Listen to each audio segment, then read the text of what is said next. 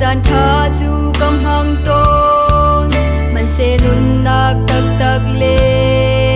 du dim te in nun nak chu ka mu khâu lo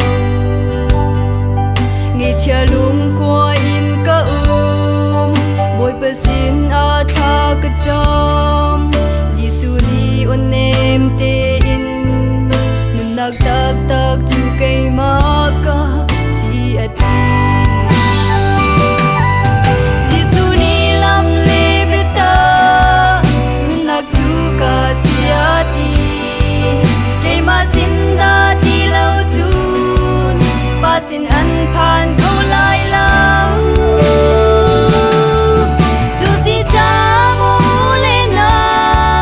chan tha kan ngai liao a hin sung zal nun nak ngai tu Giêsu pan usi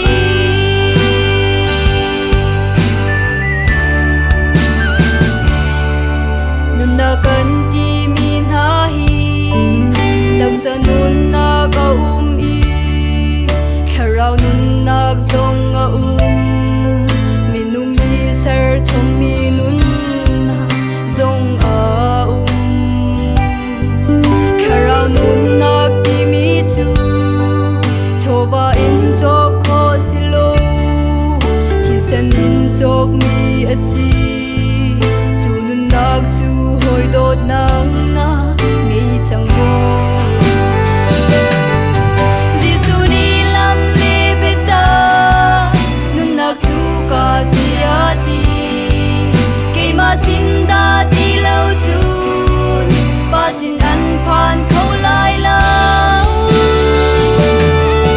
chu si cha mo le nau chan tha kan ngai liao a hin zung za nun nak ngai tu Giêsu pan usi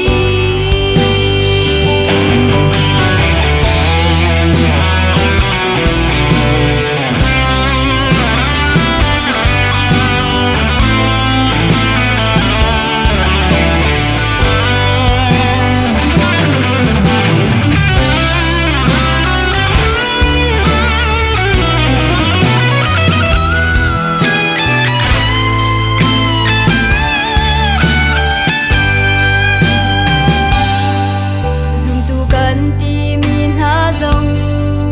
zung zal nun nak silo in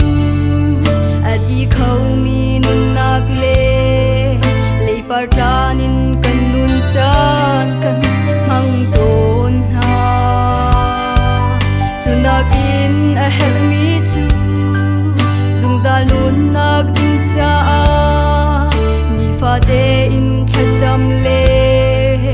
ama thang that nak nun nge a